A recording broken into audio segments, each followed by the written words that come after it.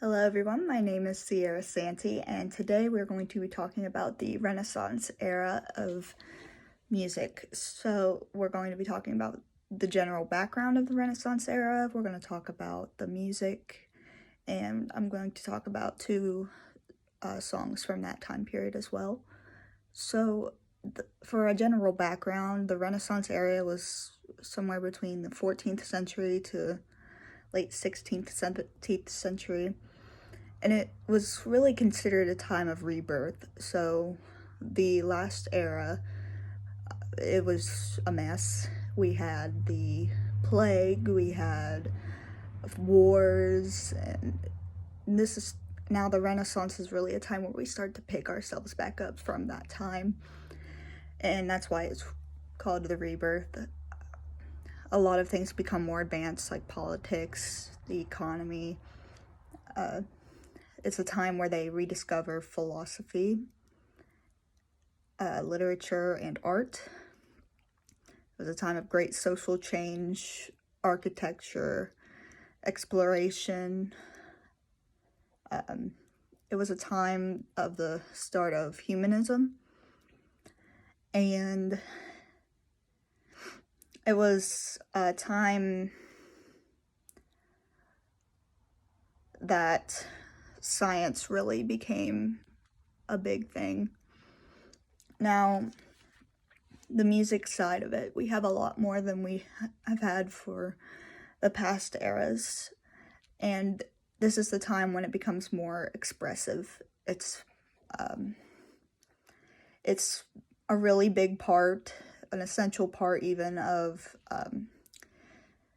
civic, religious, and courtly life. It was a time of new styles of music, new composings, genres, and musical instruments. And instruments, they had the sackbut, which was kind of like a trombone, the lute, the viola, harpsichord, and the organ. Let me see. There was really an early, middle, and a later time. And a lot of the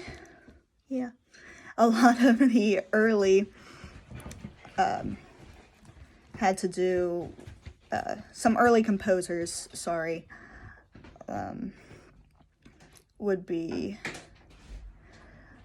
Guillaume de Fay. He usually did things for the church, and really he focused more on Gregorian chant.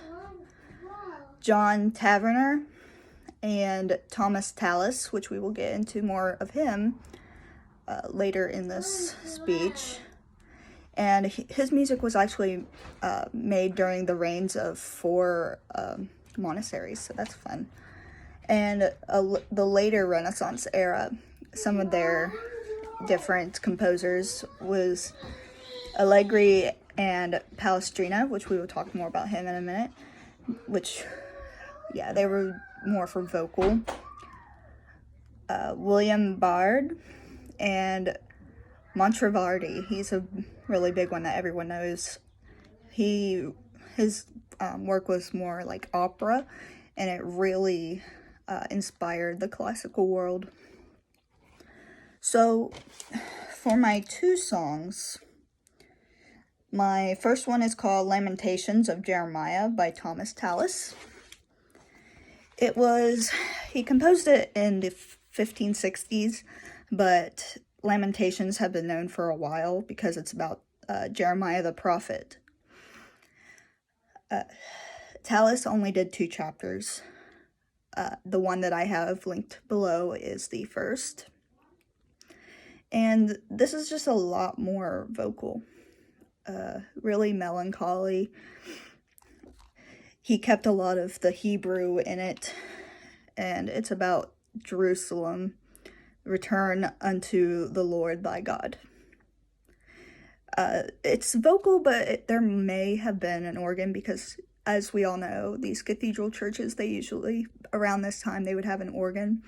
But from what I've seen, a lot of it is just vocal.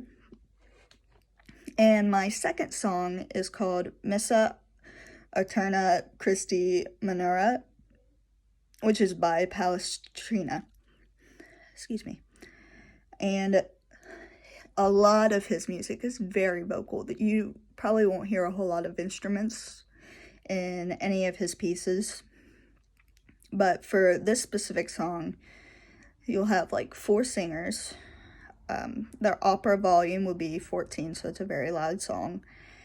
And it was published in 1590. And Palestrina would probably be considered one of the masters of polyphony. If you heard that song before my video, it's